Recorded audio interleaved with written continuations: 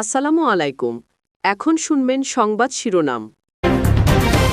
নির্বাচনের আগে তত্ত্বাবধায়ক সরকারের আদলে কাজ করতে প্রধান উপদেষ্টাকে পরামর্শ বিএনপির।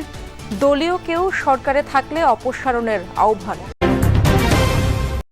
ভারতের সাথে শুধুমাত্র একটি চুক্তি বাতিল হয়েছে জানালেন পররাষ্ট্র উপদেষ্টা। ত্রিপুরায় 3 বাংলাদেশিকে পিটিয়ে হত্যার ঘটনায় চিঠির জবাব দেয়নি দিল্লি। নির্বাচনে এআইয়ের অপব্যবহার ও অপতথ্য মোকাবেলায় কৌশল নির্ধারণ করছে নির্বাচন কমিশন, জানালেন সিইসি। গাইডলাইন নয়, প্রয়োজন সুনির্দিষ্ট পরামর্শ। জগন্নাথ বিশ্ববিদ্যালয়ের শিক্ষার্থী জুবায়েদ হত্যা মামলায় 3 আসামির স্বীকারোক্তিমূলক জবানবন্দি। দোষীদের দ্রুত ট্রাইব্যুনালে বিচার ও সর্বোচ্চ সাজা দাবি। 15% বাড়ি ভাড়া পাবেন এমপিওভুক্ত শিক্ষক কর্মচারীরা। বাস্তবায়ন হবে 2 ধাপে। কাল থেকে ক্লাসে ফেরার ঘোষণা। এতক্ষণ শুনছিলেন সংবাদ শিরোনাম, এবার বিস্তারিত। নির্বাচনের আগে অন্তর্বর্তী সরকারকে তত্ত্বাবধায়ক সরকারের আদলে কাজ করার আহ্বান জানিয়েছে বিএনপি। প্রধান উপদেষ্টার সাথে বৈঠকে এই পরামর্শ দেয় দলটি। সেই সাথে সরকারের নিরপেক্ষতা বজায় রাখতে দলীয় কেউ থাকলে তাদের অপসারণের আহ্বানও জানানো হয়েছে। বৈঠক শেষে সাংবাদিকদের এসব তথ্য জানান বিএনপি মহাসচিব মির্জা ফখরুল ইসলাম আলমগীর। নির্বাচনের সুষ্ঠু পরিবেশ নিশ্চিতে প্রশাসনে রদবদলে নিরপেক্ষতা বজায় রাখার আহ্বানও জানান মির্জা ফখরুল। এসব বিষয়ে প্রধান উপদেষ্টা বিএনপিকে আশ্বস্ত করেছে বলে জানিয়েছে প্রেস উইং। মঙ্গলবার সন্ধ্যায় প্রধান উপদেষ্টার বাসভবন যমুনায় ডক্টর মোহাম্মদ ইউনূসের সাথে বৈঠক করতে আসেন বিএনপির 3 সদস্যের প্রতিনিধি দল। বিএনপির মহাসচিব মির্জা ফখরুল ইসলাম আলমগীরের নেতৃত্বে প্রতিনিধি দলে ছিলেন স্থায়ী কমিটির সদস্য আমির খসরু মাহমুদ চৌধুরী ও সালাউদ্দিন আহমদ। প্রতিনিধি দলটির সঙ্গে 1 ঘণ্টারও বেশি সময় ধরে চলে ডক্টর ইউনূসের বৈঠক। বৈঠক থেকে বেরিয়ে গণমাধ্যমের মুখোমুখি হন বিএনপি নেতারা। এ সময় মির্জা ফখরুল ইসলাম আলমগীর জানান, সমসাময়িক বিভিন্ন বিষয় নিয়ে প্রধান উপদেষ্টাকে বিএনপির কয়েকটি উদ্বেগের কথা জানানো হয়েছে। প্রশাসনেও, জেলা প্রশাসন বিশেষ করে, সেখানেও একইভাবে ব্যবস্থা গ্রহণ করতে হবে।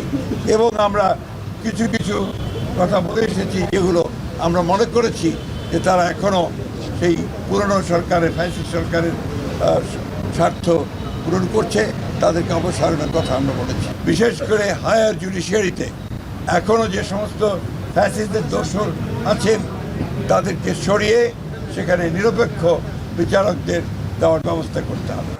এ সময় দ্রুত অন্তর্বর্তী সরকারকে তত্ত্বাবধায়কের আদলে কাজ করার পরামর্শ দেওয়া হয়েছে বলেও জানান তিনি। জাতীয় সংসদ অনুষ্ঠানকে অর্থবহ, নিরপেক্ষ, সকলের কাছে গ্রহণযোগ্য করে তোলার জন্য এই মুহূর্ত থেকে যেটা প্রয়োজন হচ্ছে অন্তর্বর্তীকালীন সরকারকে এখন কেয়ারটেকার গভর্নমেন্টের আদলে নিতে হবে।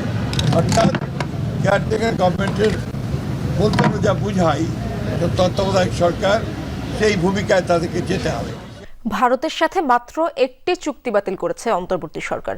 আর কয়েকটি চুক্তি পর্যালোচনা করা হচ্ছে বলে জানিয়েছেন পররাষ্ট্র উপদেষ্টা তৌহিদ হোসেন। তিনি বলেন, 11টি চুক্তি বাতিলের যে কথা সামাজিক মাধ্যমে ঘুরছে, সেই তালিকার অনেকগুলো প্রকল্পই চূড়ান্ত হয়নি। ত্রিপুরায় 3 বাংলাদেশিকে পিটিয়ে হত্যার বিষয়ে জানতে চাইলেও দিল্লি এখনও চিঠির উত্তর দেয়নি বলেও জানান উপদেষ্টা। হিউম্যান রাইটস ওয়াচ সহ 6 সংগঠনের নির্বিচার গ্রেপ্তার বন্ধ ও আওয়ামী লীগের নিষেধাজ্ঞা প্রত্যাহার প্রসঙ্গেও কথা বলেন পররাষ্ট্র উপদেষ্টা। জুলাই গণঅভ্যুত্থানের পর থেকেই নতুন টানাপোড়েনে বাংলাদেশ ভারত সম্পর্ক।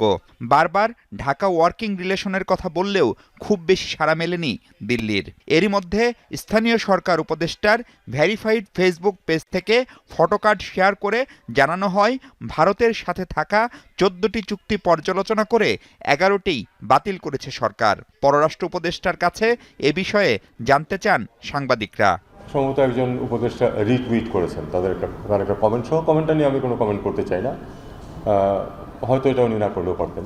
পররাষ্ট্র উপদেষ্টা বলছেন, ভারতের সাথে সামরিক টাগবোট কেনা চুক্তি বাতিল আর আদানির বিদ্যুৎ কেনা পর্যালোচনা ছাড়া তালিকার অন্যগুলো নিয়ে কোনো সিদ্ধান্ত হয়নি। এমনকি তিস্তাসহ অনেকগুলো ইস্যুতে ভারতের সাথে চুক্তিই হয়নি বলে দাবি করেন পররাষ্ট্র উপদেষ্টা। যে তালিকাটা এসেছে ওখানে, এটা সঠিক না।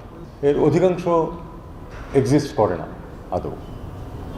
একটি মাত্র চুক্তি গার্ডেন শিপইয়ার্ডের সাথে যে চুক্তিটা ওটা বাতিল করা হয়েছে, এটুকু আমি জানি। এটা তো অনেক পুরনো, অনেকদিন আগেই করা হয়েছে।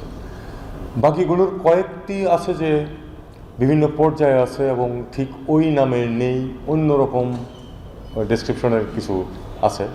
একমাত্র লাস্টে যেটা ছিল জিআরএসি, মানে গার্ডেন শিপইয়ার্ডের সাথে যে আমাদের একটা ওই টাগবোট কেনার চুক্তি ছিল, এটা আমরা বাতিল করেছি। কারণ বাতিল করা হয়েছে যেটা বিবেচনা করে দেখা গেছে যেটা বাংলাদেশের জন্য খুব লাভজনক না।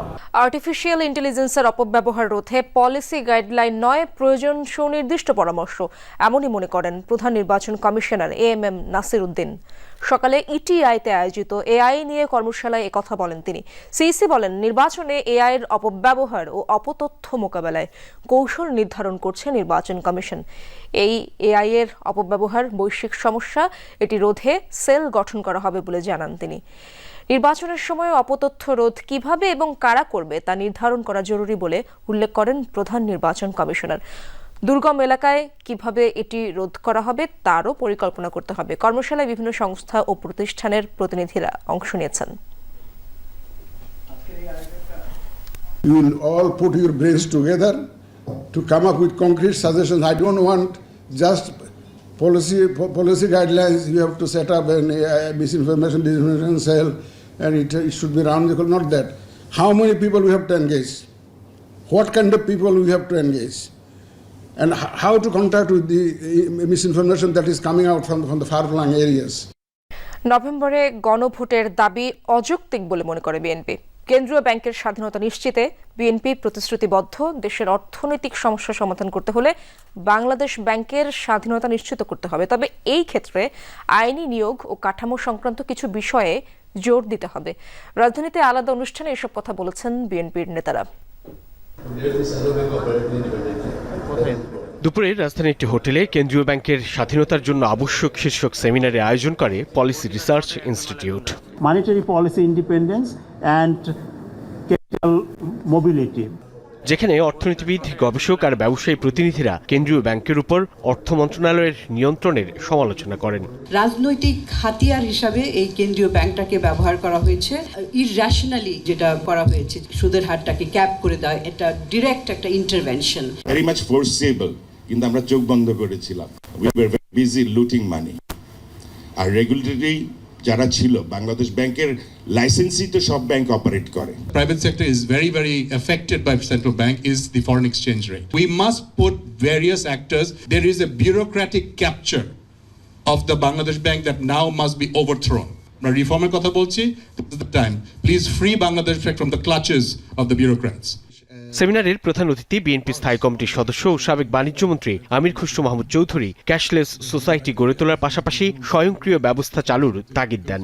আমরা কিন্তু কোনো সময় বাংলাদেশ ব্যাংকে পলিটিক্যাল অ্যাপয়েন্টমেন্ট করিনি। এখন বাংলাদেশ ব্যাংকের ইন্ডিপেন্ডেন্স যদি আমাদেরকে চিন্তা করতে হয়, এটা লিগ্যাল ইস্যু আছে, এখানে স্ট্রাকচারাল ইস্যু আছে, অ্যাপয়েন্টমেন্টের সাথে আপনার এদের পে প্যাকেজের ইস্যু আছে। এদিকে দুপুরে নয়াপল্টনে দলের কেন্দ্রীয় কার্যালয়ে সাংবাদিকদের সঙ্গে সমসাময়িক বিষয়ে কথা বলেন বিএনপির সিনিয়র যুগ্ম মহাসচিব রিজভী আহমেদ। যে কোনো উস্কানিতে উত্তেজিত না হতে নেতাকর্মীদের প্রতি আহ্বান জানান তিনি। উস্কানির মুখে শান্ত থাকতে বলেছি, তারা কোনো ধরনের যাবেন না, এবং অন্য যে রাজনৈতিক দল